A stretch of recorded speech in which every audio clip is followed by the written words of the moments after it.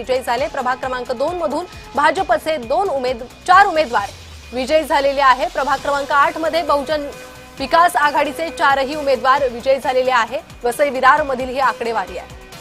प्रभाग क्रमांक 3 मध्ये वेळेच्या मर्यादेमध्ये चर्चा आटोपायची असल्याने आपल्याला गाडे पाटील यांना एक छोटीशी संधी द्यायची आहे, त्यांना पुढच्या कार्यक्रमाला निघायचं। बालाजीराव, फक्त जाताना काँग्रेसच्या राज्यातल्या परफॉर्मन्सवर बोलता येईल का? तुमचं आत्ताचं राज्यातलं नेतृत्व हे काँग्रेसला पुढे घेऊन जातंय का?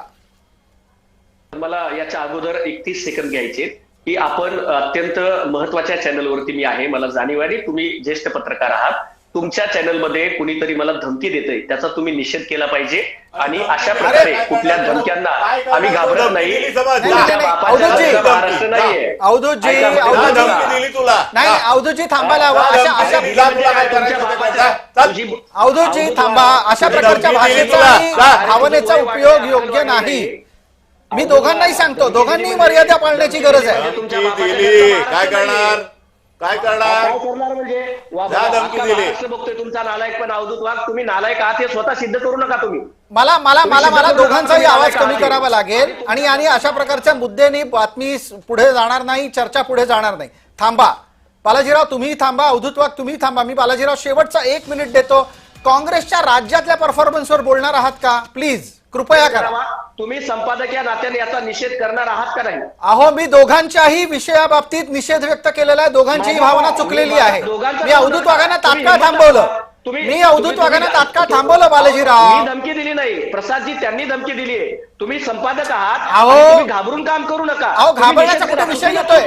मी अवधूत वाघांना तातडीनं थांबवलं, ही भाषा योग्य नाही म्हणालो। तुम्ही निषेध करा, त्यांना बिलकुल केलेला आहे। मी दोघांच्याही बद्दल निषेध व्यक्त केलाय। तुमचंही बोलणं मागाचं बरोबर नव्हतं। तुमच्या बापाला सुद्धा आम्ही घाबरत नाही, तुमच्या तुम्ही करायचं ते करा।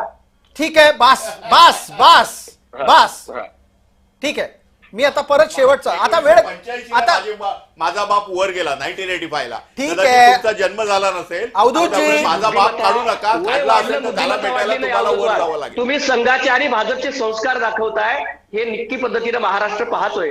काँग्रेस पक्ष, प्रसादजी तुमच्या प्रश्नाचं उत्तर देतो, काँग्रेस पक्ष लोकशाहीचा, संविधानाचा विचार घेऊन महाराष्ट्रामध्ये काम करतोय। या देशामध्ये लोकशाही व्यवस्था जिवंत राहिली पाहिजे आणि निवडणुका लोकांच्या मुद्द्यावरती झाल्या पाहिजे।